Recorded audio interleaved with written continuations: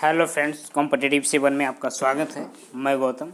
Friends, आज जो है पार्ट 4 यानी बिहार फॉरेस्ट रेंजर का जो है आज पार्ट 4 जो है आप लोग को करवा रहे हैं। इससे पहले जो है पार्ट 1, पार्ट 2 और पार्ट 3 ये करवा चुके हैं। फ्रेंड्स, आप जाकर डिस्क्रिप्शन में जो है देख सकते हैं, वहाँ पे लिंक जो है मेंशन कर दिए हैं, तो वहाँ से जो है आप लोग देख सकते हैं। फ्रेंड्स, तो चलिए फ्रेंड, टाइम वेस्ट ना करते हुए शुरू करते हैं अपने टॉपिक।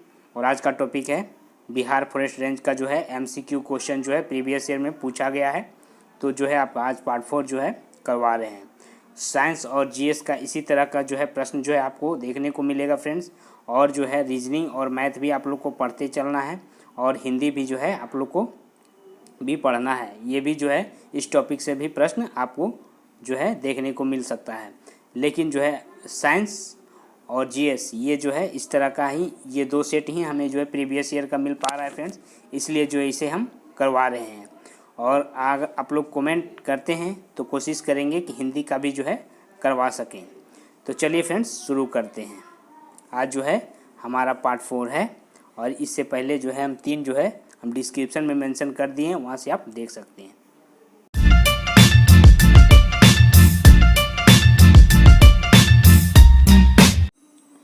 तो पहला प्रश्न है फ्रेंड्स कि निम्नलिखित में से कौन सा देश विश्व में गेहूं का सबसे बड़ा उत्पादक देश है।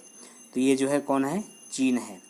ठीक है, और ये जो है कहाँ से जानकारी मिलता है, तो एक चीज़ आपको हम बता दें फ्रेंड्स कि ये जानकारी जो है FAO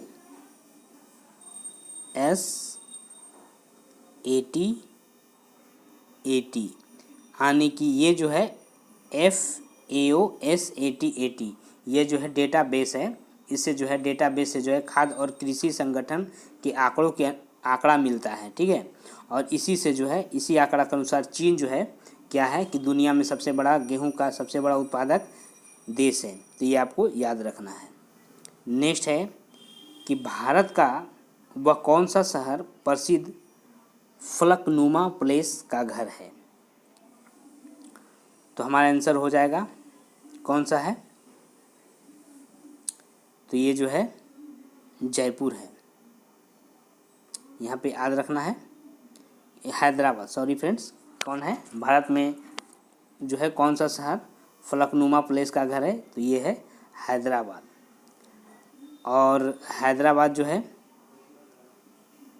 हैदराबाद के जो है एक तेलंगाना स्थान है ना, हैदराबाद के तेलंगाना में जो है यह जो है फलकनुमा प्लेस जो है एक महल के समान है, वहाँ स्थित है।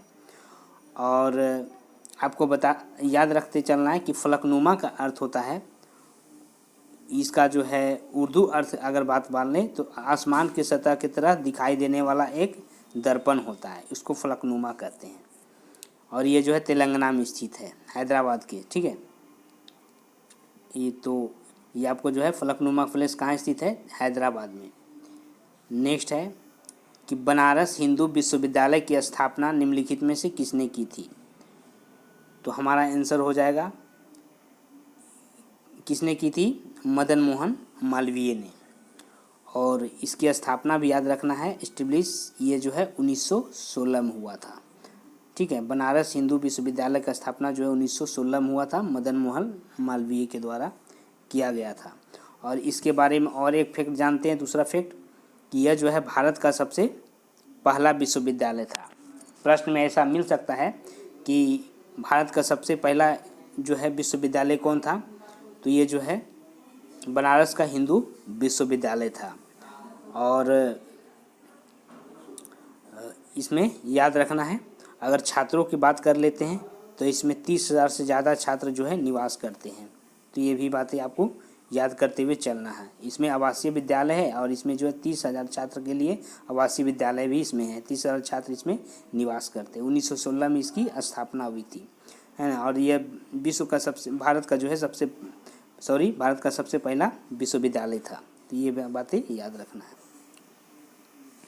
नेक्स्ट है कश्मीर घाटी के अंतिम मुस्लिम शासक यूसुफ शाह चक, जिन्होंने मुगल सम्राट अकबर द्वारा बिहार के निर्वासित किया गया था, वह कहाँ दफन है। मतलब इसका कहने का मतलब है कि कश्मीर घाटी का अंतिम मुस्लिम शासक जो है यूसुफ शाह था, चक था, जिसने अकबर द्वारा जो है यहाँ से हटा दिया गया था, उसे यहाँ से निकाल दिया गया था। उसका दफन केंद्र कहाँ है, तो ये बातें आपको बताना है।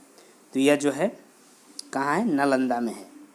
और आपको बता दें 1529 से लेके 1526 तक यह जो है कश्मीर पर शासन किया था शासक यूसुफ शाह। तो ये भी बातें याद रखना है। नेक्स्ट है कि अंग्रेज़ों के खिलाफ भारतीय सैनिकों द्वारा पहला बड़े पैमाने पर विद्रोह बेलोर विद्रोह किस वर्ष हुआ था। तो ये आपको बताना है कि जो है बेलोर विद्रोह जो है अक्सर एग्ज़ाम में पूछा जाता है फ्रेंड्स, कि बेलोर विद्रोह जो है किस वर्ष हुआ था। तो ये हमारा आंसर हो जाएगा सी। हमारा आंसर हो जाएगा क्या, तो हमारा आंसर हो जाएगा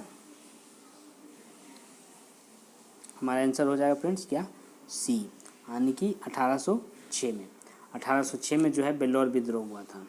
इसको पूरा डेट याद रखिए, 10 जुलाई 1806 में।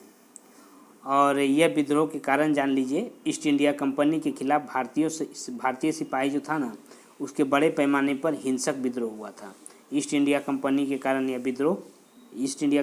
खिलाफ यह विद्रोह भारतीय सैनिकों में उमड़ा था, है ना, 10 जुलाई 1806 में। तो याद रखिएगा।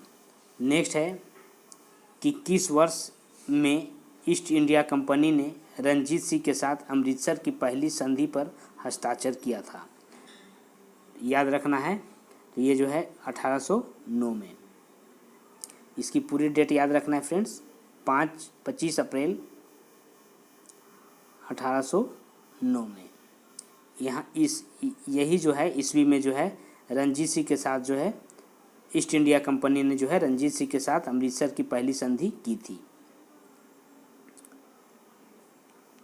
नेक्स्ट है 1828 में ब्रह्मा समाज की स्थापना निम्नलिखित में से किसके द्वारा की गई थी। यहाँ पे थोड़ा बैलेंस कर लीजिएगा, निम्नलिखित में से हो गया था, लिखित लिखा गया है। तो 1828 में ब्रह्मा समाज की स्थापना निम्नलिखित में से किसके द्वारा की गई थी, तो ये आपको बताना है। तो ये जो है किसके द्वारा किया गया था, राजा राम मोहन राय द्वारा किया गया था। इसकी पूरी डेट जो है याद रखिएगा, 28 अगस्त को हुआ था। ठीक है, 28 अगस्त 1828 को, 28 अगस्त 1828 को जो है राजा राम मोहन राय द्वारा जो है ब्रह्मा समाज की स्थापना की गई थी। Okay friends. और जो है एक चीज़ और याद रखना है, ब्रह्मा समाज जब स्थापना की गई थी तो ब्रह्मा समाज ने जो है वेदों की सत्ता को स्वीकार नहीं किया था और जो है हिंदू संस्कारों को भी त्याग दिया था और अपनी पूजा पद्धति में कुछ ईसाई प्रथाओं को भी अपनाया था। तो ये भी बातें याद रखना है। मुख्य इम्पोर्टेंट बातें ये याद रखना है कि 28 अगस्त 1928 को जो है राजा राम मोहन राय द्वारा जो है ब्रह्मा समाज की स्थापना की गई थी। नेक्स्ट है कि बिहार राज्य पर्यटन विकास निगम की टैगलाइन क्या है, तो हमें जानना है। तो ये जो है क्या है, तो विल्सफुल बिहार, यानी कि इसका पूरे नाम अगर हम जान लेते हैं फ्रेंड्स, तो बिहार स्टेट टूरिज्म, है ना, और डेवलपमेंट कारपोरेशन, यानी BSTDC के टैगलाइन आनंदित बिहार, इसके मतलब होता है आनंदित बिहार। नेक्स्ट है महात्मा गांधी को राष्ट्रपिता कहकर संबोधित करने वाले पहले व्यक्ति कौन थे, तो आपको बताना है। तो ये जो था कौन थे, आपको बताना है। तो इसका आंसर हो जाएगा सुभाष चंद्र बोस। सुभाष चंद्र बोस जो है महात्मा गांधी को राष्ट्रपिता कहकर संबोधित करने वाले पहले व्यक्ति थे। और आपको बता दें कि महात्मा गांधी को राष्ट्रपिता को जो है यहाँ पे आपको याद रखना है 6 जुलाई 1944 को जब सिंगापुर रेडियो पर जो है अपने संबोधन में यहाँ जो है सिंगापुर में जो है एक प्रसारण कर रहे थे सुभाष चंद्र बोस, तो उन्होंने जो है अपने सिंगापुर रेडियो प्रसारण पर जो है सबसे पहले उन्होंने महात्मा गांधी को राष्ट्रपिता कह के संबोधित किया था। ये भी प्रश्न आ सकता है। तो किस अधिवेशन में? तो सिंगापुर रेडियो पर जो है अपने सिंगापुर के रेडियो पर जो है अपने संबोधन में वहाँ से संबोधित किए थे सिंगापुर से, और वहाँ से ही जो है महात्मा गांधी को वह राष्ट्रपिता कहे थे। कब? 6 जुलाई 1944 को। नेक्स्ट है कि एरविकुलम राष्ट्रीय उद्यान किस राज्य में स्थित है? तो आपको बताना है। तो ये जो है केरल में स्थित है, और इसकी स्थापना एस्टिब्लिश की बात अगर करें तो 1978 में हुआ था। ठीक है, यह केरल का जो है सबसे पहला जो है उद्यान था। क्या है? एरविकुलम। नेक्स्ट है फ्रेंड्स कि तमिलनाडु के किस जिले में कलमई के नाम से जाना जाने वाला ग्रैंड एनीकट बांध जो सबसे पुराने बांध में स्थित है, वह कहाँ स्थित है? तो आपको बताना है। तो ये जो है कहाँ स्थित है? तिरुचिरापल्ली में। और इसे जो है एक नाम से और जाना जाता है, ग्रैंड एनीकट भी कहते हैं। ग्रैंड एनीकट भी इसे कहा जाता है। और ये एक बहुत बड़ा पूरा प्राचीन बांध है जो तमिलनाडु के जो है क्या है? तिरुचिरापल्ली में स्थित है। और ये जो है कावेरी नदी पर बनाया गया है। सबसे बड़ी बात ये भी याद रखना है किस नदी पर स्थित है। तो ये जो है कावेरी नदी पर बनाया गया है,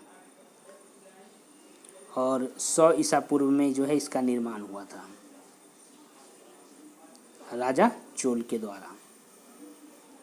तो ये भी बातें याद रखना है।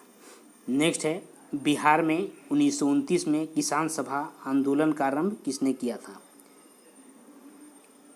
तो हमारा आंसर हो जाएगा किसने किया था? स्वामी सहजानंद सरस्वती ने। और इसकी स्थापना जो है कब हुआ था?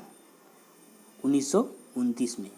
1929 में जो है सहजानंद सरस्वती जी के द्वारा जो है 1929 में बिहार प्रांतीय किसान सभा जो है यानी BPKS जो है के अधिकारों पर जमींदारों के हमलों के खिलाफ जो है एक आंदोलन हुआ था। तो उसी को जो है क्या कहते हैं? किसान सभा आंदोलन, जो कि 1929 में हुआ था। नेक्स्ट है कि निम्नलिखित में से कौन सी नदी उत्तर पिनाकिनी के नाम से भी जाना जाता है? तो उत्तर पिनाकिनी के नाम से जाना जाने वाला नदी कौन है? पेन्नार नदी। यह दक्षिण भारत में स्थित है ना, साउथ इंडिया में स्थित है, याद रखना है। और जो है ये पेन्नार नदी जो है इसी को जो है पिनाकिनी नदी के नाम से जाना जाता है। और एक स्टोरी और बता दें फ्रेंड्स कि एक नंदीश्वर के पिनाक धनुष को संदर्भित करता है। इसी की कहानी पर इसे जो है पिनाकिनी भी कहते थे। और फिलहाल ये जो है दक्षिण भारत में स्थित है, पिनाकिनी नदी पेन्नार नदी पे। नेक्स्ट है खादर और बांगर निम्नलिखित में से किस प्रकार की मिट्टी है? तो खादर और बांगर जो है किस प्रकार की मिट्टी है? तो एक जलोढ़ मिट्टी है। ये भी बातें याद रखना है। और भांगर मिट्टी, वही बांगर मिट्टी की अगर बात करें तो ये जो है जलोढ़ मिट्टी कहलाती है। और सबसे ज़्यादा जो है ये उत्तरी भारत में भारतीय मैदानों में सबसे बड़ी मात्रा में मिलती है जलोढ़ मिट्टी। तो ये भी बात याद रखना है। और इस मिट्टी से यह मिट्टी एक जो है किस आकार की होती है? तो छतनुमा आकार की होती है, छत के आकार की यह मिट्टी होता है। नेक्स्ट है तमामी रेगिस्तान निम्नलिखित में से किस देश में स्थित है? तो ये जो है कहाँ स्थित है? ऑस्ट्रेलिया में। तनामी रेगिस्तान यानी कि क्या है ना कि यह जो है छोटी पहाड़ियों के साथ जो है एक रेगिस्तानी चट्टानी टीला है, इसी को जो है तनामी कहते हैं। तो ये जो कहाँ स्थित है? ऑस्ट्रेलिया में। नेक्स्ट है ट्रांसफार्मर का कोड बनाने के लिए कौन सा पदार्थ सबसे उपयुक्त है, आपको ये बातें बताना है। तो ट्रांसफार्मर के कोड को बनाने के लिए सबसे जो है वो उपयुक्त है कौन सा है, तो ये जो है नर्म लोहा है। याद रखना है कि ट्रांसफार्मर का कोड जो है किस चीज़ का बना होता है, नर्म लोहा का बना होता है। इसी से जो है एक प्रत्यावर्ती धारा यानी अल्टरनेट करंट जो क्या होता है कि विद्युत वाहक बल का इसी से अल्टरनेट करंट के कारण जो है यानी प्रत्यावर्ती धारा के कारण जो है क्या होता है कि धारा का मान जो है घटाते या बढ़ाते हैं। फिलहाल आपको याद रखना है ट्रांसफार्मर कोड बनाने के लिए किस पदार्थ का प्रयोग किया जाता है, नर्म लोहा का प्रयोग किया जाता है। जो किस लिए किया जाता है कि बिना विद्युत नष्ट किए हुए प्रत्यावर्ती धारा में विद्युत वाहक बल का मान जो है बढ़ाया या घटाया जा सके, इसीलिए नर्म लोहा का प्रयोग करते हैं। नेक्स्ट है चुंबकीय क्षेत्र का, यहाँ पे आप देख सकते हैं 17 नंबर क्वेश्चन, चुंबकीय क्षेत्र का मान क्या है। तो चुंबकीय क्षेत्र का मान जो है न्यूटन पर एम्पियर मीटर होता है। ओके फ्रेंड्स, और आपको यहाँ तो ये बात हो गई। और अगर चुंबकीय क्षेत्र का एसआई मात्रक की बात कर ले, अगर एसआई मात्रक इसमें लगा रहता तो ये होता टेस्ला। ओके, और एक टेस्ला की अगर बात कर लेते हैं, एक टेस्ला और 1 न्यूटन पर एम्पियर मीटर यानी कि 10 पर पावर 4 गॉस होता है। 10 पर पावर 4 गॉस बराबर 1 वेबर पर मीटर स्क्वायर भी होता है। तो ये सब बातें भी याद रखना है। नेक्स्ट है रेडियो एक्टिव पदार्थ में निम्नलिखित में से किसको उत्सर्जित नहीं करते। ये सब सभी आया हुआ प्रश्न है फ्रेंड्स। तो किसको उत्सर्जित नहीं करते, प्रोटॉन को उत्सर्जित नहीं करते हैं।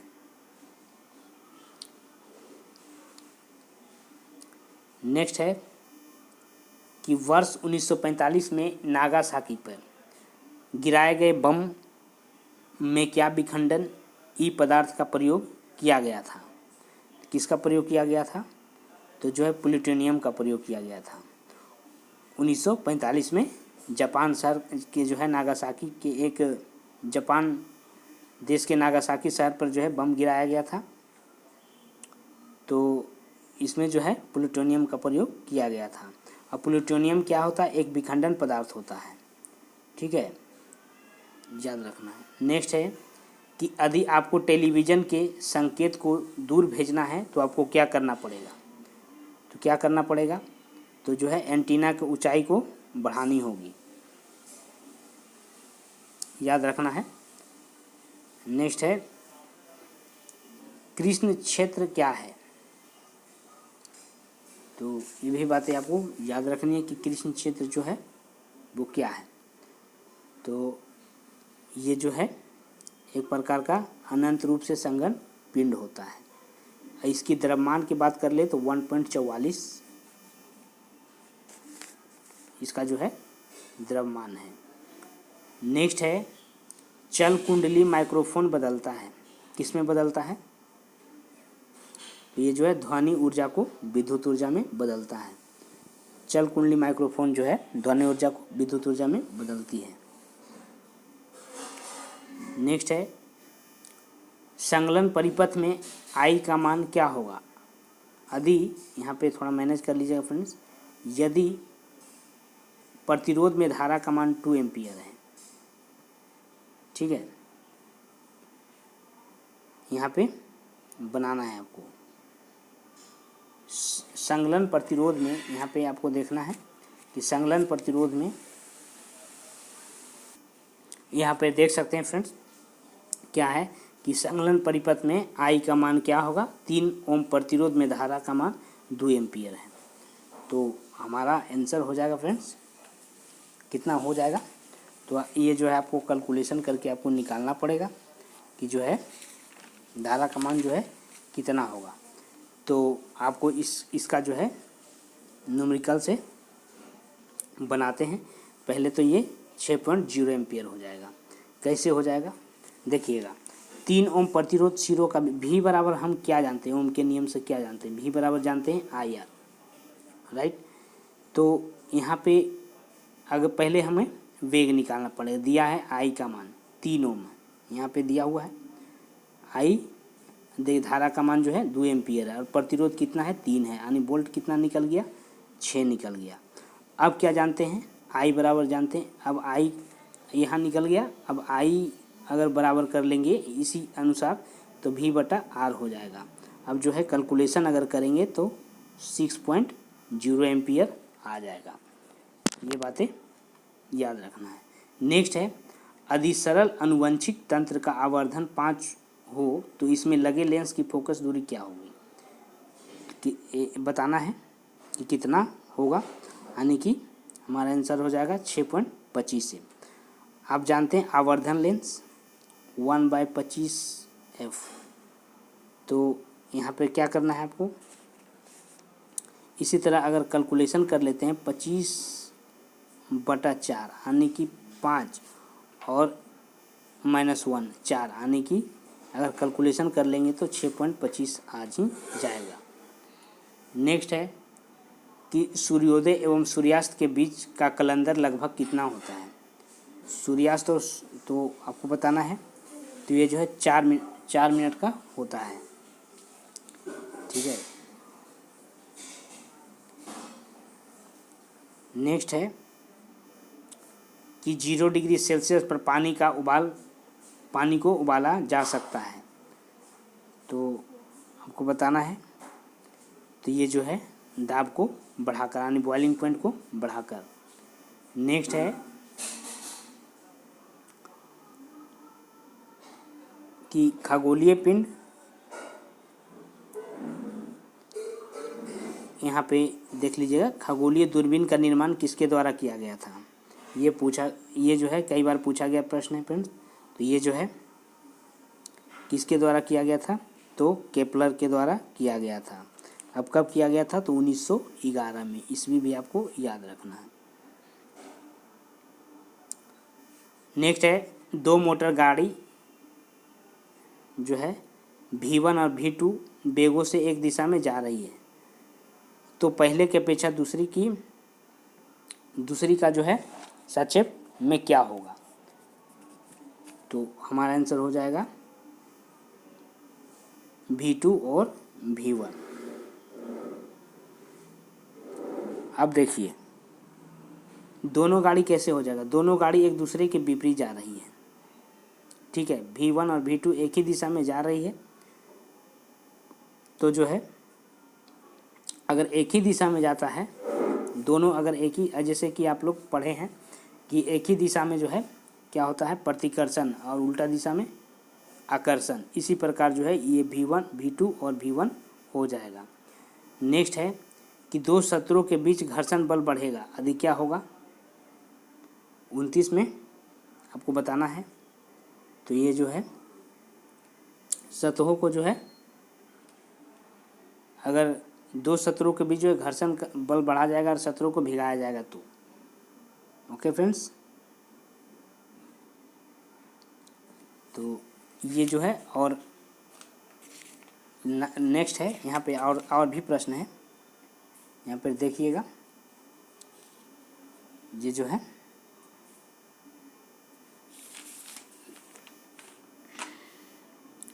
नेक्स्ट है कोल गैस का मिश्रण है, ये लास्ट है फ्रेंड्स। यहाँ पे आप देख सकते हैं, तो कोल गैस का मिश्रण जो आप लोग बता सकते हैं कि कोल गैस का मिश्रण जो है क्या है, कोल गैस का मिश्रण जो है क्या है, तो हमारा आंसर हो जाएगा कार्बन ऑक्साइड CO2 एवं H2, कार्बन डाइऑक्साइड एवं हाइड्रोक्साइड। यहाँ पे आप देख सकते हैं कोल गैस का औसत प्रतिशत हाइड्रोजन का जो है 55% होता है, हाइड्रोजन का 55% और मीथेन का जो है 30% होता है। कार्बन डाइऑक्साइड की अगर बात बता दें 4% होता है। इसी तरह जो है अगर सभी मिला देते हैं तो कुल जो है अगर मात्रा में है तो इसमें सबसे बड़ी मात्रा जो किसका होता है, तो हाइड्रोजन का होता है, हाइड्रोजन का होता है, ठीक है। तो कोल गैस मिश्रण होता है सबसे जो है कार्बन डाइऑक्साइड और मिश्रण का होता है और हाइड्रोजन का होता है। तो ये जो है 30 प्रश्न जो है पूछा गया था फ्रेंड्स। इसी तरह का साइंस और केमिस्ट्री और फिजिक्स से मिलाकर प्रश्न दिए जाते हैं। और इस जो प्रश्न मिला है वो प्रश्न आप लोग को हम जो है प्रोवाइड करवाए हैं। अगर जो है फिर भी कोई कमेंट हो तो हमें कमेंट करके, प्रॉब्लम हो तो कमेंट कर सकते हैं। और रिक्रूटमेंट से अपडेट भी हम लाते रहते हैं फ्रेंड्स।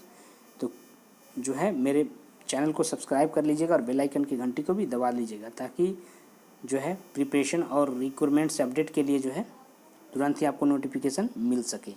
फिर मिलेंगे एक नए रिक्रूटमेंट के साथ फ्रेंड्स और नए टॉपिक के साथ। तब तक के लिए जय हिंद, जय भारत।